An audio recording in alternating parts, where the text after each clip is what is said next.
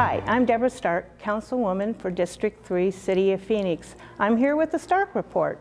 Tonight we're at Deer Valley Community Center, and I'm with Candice Fremouw, and she is now the chair of the Black Mountain Community Alliance. Maybe we can talk a little bit about what you do, Candice, and what your organization does and why it's so important, especially to me in the police department. Thank you, Deb. I'm honored that you have chosen to spotlight our Black Mountain Community Alliance. We're really proud of the work we do here. We are the civilian support for the Phoenix Police Department Black Mountain Precinct. Our boundaries are generally from Thunderbird north to Cave Creek Road, Carefree Highway, from I-17 east to the 51. So we do have a large area, so we're here to support the neighborhoods and communities and business alliances within that precinct boundaries. Could you maybe list a couple of the block watches and some of the business alliances that are in your organization? Oh, that's a tough one, and I'd hate to name names and leave someone out because we do have some really strong communities and neighborhoods. I know that there's a special group that's been focused on the East Partnership that has some special problems and challenges in and around the Bell Road, Cave Creek Road area. So there are some groups there that are spending a lot of extra attention and efforts in that area. Yeah, I'm amazed every time that I come to your Community Alliance meeting. It's just full of people here, and they're just so active in our community, and they're so supportive of the Black Mountain Precinct, and I really appreciate that everything you do for them. Can you tell us some of the activities that you try to promote for our police department? You know, one of the most important things, in my opinion, is our City of Phoenix Block Watch Grant Program. Right. We have initiated our own grant writing workshops, and we give the neighborhoods and potential grant writers ideas as to what their problems are and how to go about solving them and how they can utilize grant money. It's City of Phoenix sales tax revenue, so we like to see a nice piece of the pie stay here in District 3. Amen, I believe it. So why don't you tell us a little bit about what a monthly meeting looks like? What do you guys do? I know you break out into groups. Maybe you can talk a little bit about that as well. You know, I want to commend our commander and our precinct staff because they are extremely, a very vital partnership with the Black Mountain Community Alliance. And so we always have community action officers here that attend our meeting, and we have breakout sessions so that the different patrol areas can meet with their community action officer and address specific problems that they're having. So we do that. We also present neighborhoods and communities with either block watch signs or the Phoenix Neighborhood Patrol signs. Right. So we try to support them through our grant money that we receive through the Alliance. And you have guest speakers every now and then too, and I think that's really important. Tell us about a couple of the speakers you had recently. I know the canines came. Yes, we had the canines recently. Another one that we had that we're having some technical difficulties getting the information back out was a convicted burglar. Oh. And he had admitted to over 200 break-ins and is currently sentenced. So he gave us a lot of information as to what they are looking at when they're looking to break into a property. Yeah, I think you're a great organization. Not only do I see you at the community meetings monthly, you also go to Coffee with a Cop. And yes, and that's a great little function as well. And you notice a lot of the membership that's a part of the Black Mountain Community Alliance also go to that. So they really do have a lot of support. They really do care a lot about Black Mountain Precinct. Yes, there is some carryover, but we also have a large number that attend an evening meeting that aren't available for morning meetings and vice versa. We have people that are available for a morning meeting that can't make it to an evening meeting. So we do try to cover both venues so that we do have something for everybody. And so how long has this alliance been alive? I believe we were founded in 2011. Laura Robbins is one of our original board members. Right. And so we'll be chatting with her later during our regular meeting. Oh, great. But she was one of our original founding board members. Good. And we started when Black Mountain Precinct started. Perfect. So we modeled and have followed the footsteps that Cactus Park Community Alliance started. Gotcha. Now I'm really proud that you're doing this for my district as well as District 1 and District 2 because Black Mountain is in all those different districts, and you guys have really been a great support system for our precinct, and I thank you so much for being here tonight. Thank you, and have a great meeting tonight. Thank you. And we do open our doors to everyone that's within the City of Phoenix Police Department, whether you're Desert Horizon Precinct, Cactus Park on the north side. We welcome anyone within the City of Phoenix. So thank you. And thank you for all you do. I'm really appreciative.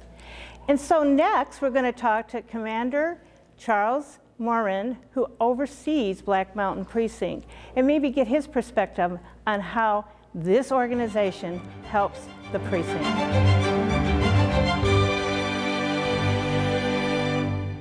Hi, I'm Phoenix Mayor Greg Stanton, here with AmeriCorps Vista members working on Cities of Service initiatives in Phoenix. Every day across the country, National Service members like these are creating solutions to some of our nation's most pressing challenges. We support citizen volunteers to strengthen their neighborhoods. We connect vulnerable neighborhoods to opportunities. We help community gardens grow. And we show how volunteers can change the world. AmeriCorps and Senior Corps members prove every day that National Service works for Phoenix. It's why I'm proud to be a mayor for service.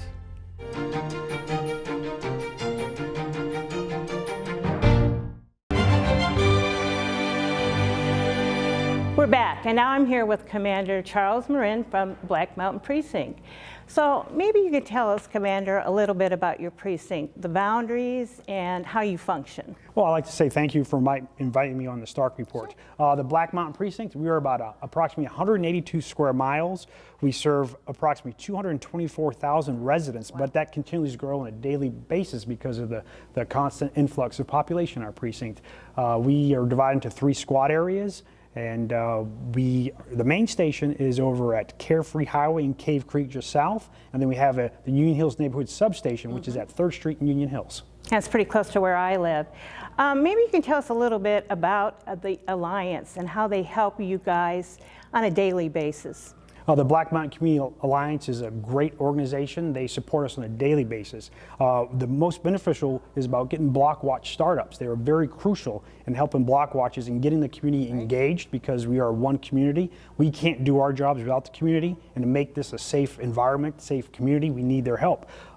Great success with the Black Mountain Community Alliance is recently in the east part of our precinct, the East Black Mountain Community Alliance. They started several block watches, and they're very instrumental setting up the meetings, getting the information out, and helping people with the patrol in block watch, knowing the do's and don'ts of the block watch and assisting us on a daily basis, because we have those partnerships where we can reach out to the block watch leaders, block watch captains when stuff's going on in the neighborhood, and then have them meet not only our CAOs and sergeants, but actually the patrol officers responding. So that's a great partnership. Yeah, and talking about block watches, aren't community action officers assigned to block watches? Maybe you can talk a little bit about that program. They're really a special part of the police force, I believe personally. Our community action officers are great, but they are, as far as the community-based policing, they're at the forefront of that partnership with the community.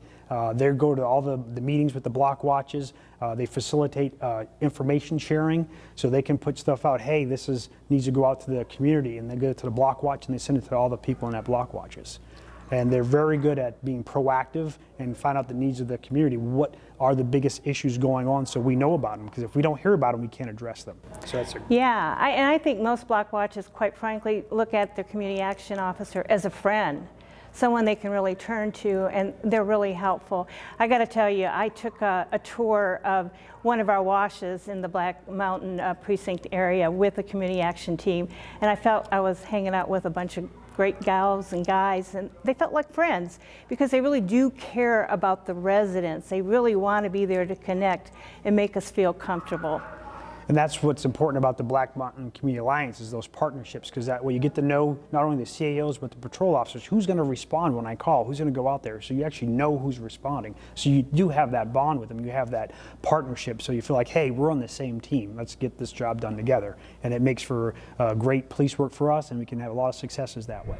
So the wash, can you tell me a little bit about my great time in the wash and how great those officers were? That's a great benefit of having a partnership with the Black Mountain Community Alliance, because we can foster those partnerships. So when we go on the calls, they know who's going out to them. They feel like they are a friend. They feel like they're vested in this. They want to be part of their community. They feel, even though the officers may not live in that area, they feel like they do. So that's important as far as being having that connection with the. And so just another thought, if people want to get involved. How do they get involved with the police? If they see something, what should they do? We want people to be involved in their community. We talk about if you see something, say something. If you see suspicious activity, call CrimeStop. If you see a crime in progress, call 911. But we really want people to have a vested interest in their neighborhoods, in their community. Get to know your neighbors. Take care of each other, because we're all in this together. In order for us to be successful, we need the community to be successful. And that's why it's important to have these block watch and organizations like Black Mountain Community Alliance, because they're here to make the quality of life better. They're here to help us prevent crime. So we want people to be involved. So if there is anything we want to get out there, is be an active participant in your neighborhood, help the community be safe. And if you see suspicious activity, like I said, call. And another thing is, let's prevent crimes of opportunity, because we want to make it as difficult as we can on people out there. So secure your vehicles, make sure your garages are closed, lock your homes, make sure your windows are shut. So we want people to be safe. So we want neighbors helping neighbors. I appreciate that, and I really feel, personally, I feel pretty lucky to live in the Black Mountain Precinct. I feel pretty fortunate to have you as our commander, and all the officers that are beneath you. They're just so great. They really do care about our area, and I think most of the neighborhoods in the Black Mountain Precinct will say, I feel great, I feel safe. My officers respond, and I really do appreciate that and what you do for our city. Thank you so much for being here. Thank you. And I just want to say thank you for supporting us and supporting the officers, because we couldn't do our job if we didn't have the great officers we have. First, the line level officers, the sergeants, the supervisors, and also our professional staff, our admin staff. We have such a great support staff in place that helps everyone that you can't see from behind the scenes, that help us be successful when we're out there on a day-to-day basis. And thank you. I hope you enjoy this episode of the Stark Report. I think we've learned a lot tonight about how communities and how the police department work together to make the city of Phoenix a great place to live. If you ever need me, you know you can call us, you can connect with us online. Please do. I'm here to serve you. Thank you.